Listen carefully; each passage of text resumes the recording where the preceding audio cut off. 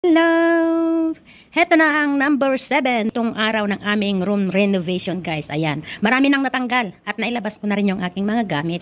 Nakapag-ayos na rin ako ng aking iuuwing mga maleta. Pero hindi pa yan final, guys. Hindi pa yan final. So yan, heto na, punta na tayo sa kwartong inaayos. Papakita ko na yung kwartong inaayos. At ito na daw ang last day ng pag-aayos. Decoration na talaga siya. Ayan, nailagay na yung aircon. Ayan, yung aircon. Salpak na, okay na. Ang kulang na lang ay yung... Okay. So, ito guys, yung pinahinatnan, ang resulta ng table. Ayan. Mamayang gabi, pwede ka na yung i-video ng talagang buo. Ayan, oh. Okay na siya. Dito kasi yung hagdan, eh. Ayan. So, yan. Naikabit na. Okay na ang study table ng alaga ko. Ayan. So, may mga switch na doon. So, andyan. May mga shelves dyan. Siguro, hindi ko alam kung lalagyan ng cover. Siguro, baka salamin ang ilalagay na cover niyan. O kaya ganyan na lang. Hindi ko alam. So, yan ang may cover. Okay. So, ayan. Tapos na siya. Babalik pa daw siya. Pero baka saglit na lang siguro siya. Pumunta lang si Bossing, nag-lunch. So, yan guys, ang natapos na ngayon, lunch pa lang naman ng si Mr. Lee, pumunta lang nag-lunch. So, ayan. Eto na, almost done na, almost done. So, ipapakita ko na lang mamaya ang resulta ng buong kwarto pagka okay na. So, yung kama na lang, yung foam na lang ang kulang dyan.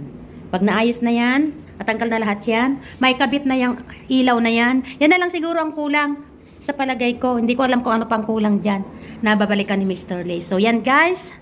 Yan. So, yan guys, ang resulta ng 7 days. 7 araw lang guys na ginawa itong kwarto na ito. Actually, hindi lang sana 7 araw. Kahapon yung pang 7 araw sana. Hindi sila pumunta ng kahapon. Nag-absent sila kahapon, walang pumunta. Naghakot lang sila ng mga gamit nila tsaka yung mga basura. Yun lang ang ginawa nila nung kahapon, hindi sila nagtrabaho. So, ito daw ang last day. At ngayon na rin ang pagdating nila amo galing ng Japan. So, ayan, tamang-tama. Darating sila amo galing ng Japan. At umalis naman kaninang madaling araw si Doktora, yung may-ari ng kwartong ito. Kasi, hindi pa naman niya pwedeng mahigaan ito. Kasi andito pa yung mga amoy. Maamoy pa rin, konti. Hindi nagaano kasi okay na ang hindi na nase-sensor ng ilong ko ang amoy. So, okay na siya. Nakapag na yung nakaalis na yung matapang na amoy. So, yan guys. Tapos na. Pagkatapos yon, mamaya babalik si Bossing. Siguro baka pagkatapos nung nilalagay niya doon, baka maghakot na lang sila sa mga kagamitan yan, yung mga gamit nila. Yun na lang siguro ang gagawin nila pagkabalik nila dito. Ito pala yung bagong salamin. Bagong ilaw pala. Ito pala yung ilaw na ipakakabit doon sa hindi pa nakakabitan. So, yan guys, ang update ng aking pagpaparenovate. Aking pagpaparenovate kasi ako ang naging bossing dito kasi umalis sila amo. Iniwan akong mag-isang pagpaayos ng bahay. Iniwan nila ang obligasyon nila. Ayaw nila yung ma-stress siguro. Kaya ako yung na-stress talaga.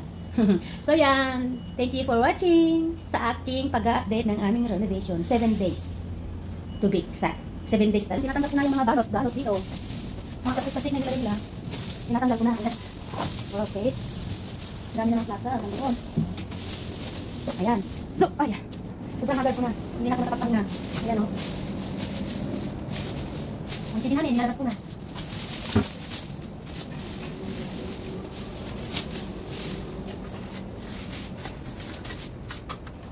Ayan o. Sobra namang madikit yung dinikit nila doon. Halos hindi ko matanggal-tanggal. Oh.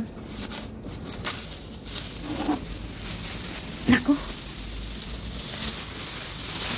Wala na yung nasa floor namin. Tinanggal na pero ang dumi na oh. Ayan oh, tanggal-tanggalin ko pa yan.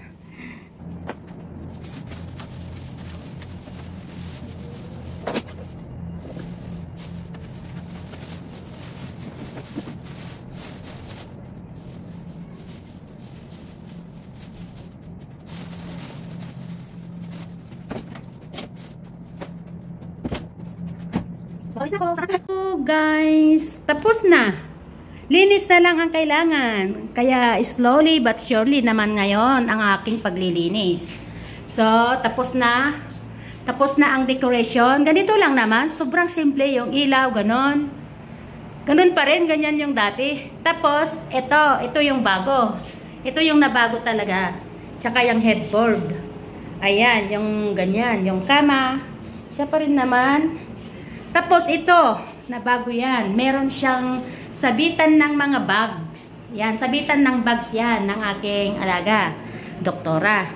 Ayan, dito. Eto na ang cabinet na sobrang laki. Hanggang floor to ceiling na yan. Hanggang doon. Ayan. So, ayan guys. Okay na. Yung table na yung chair na lang niya, swivel chair na lang niya ang lalagay dito. So, ayan. Andito yung susi. Susi ng kanyang drawer sa loob ng cabinet. Ayan. So, ganyan lang pala guys. Walang takip yan. Walang takip. Lagyanan ng mga abubot. So, yan. So, okay. Start na akong maglinis ngayon. Guys, tapos na. As in, tapos na. 7 araw talaga siya. So, umalis na yung trabahador, yung boss nila. Babalik lang siya mamaya-maya lang ng after 45 minutes daw. Kasi, nagtapon siya ng mga basura. So, ang gagawin ko na ngayon ay maglinis. So, slowly lang naman yung paglilinis. Kasi nga, hindi naman pwedeng biglahin. Tapos na. Sa wakas, tapos na. Babalik din sila amo ngayon. So, ayan. Hintayin ko na lang na mag-doorbell yung amo. Tapos, start na ako maglinis. Ulis lang muna, mamaya na yung linis-linis. So yan guys, thank you for watching again. Please like and subscribe sa aking channel. Bye-bye!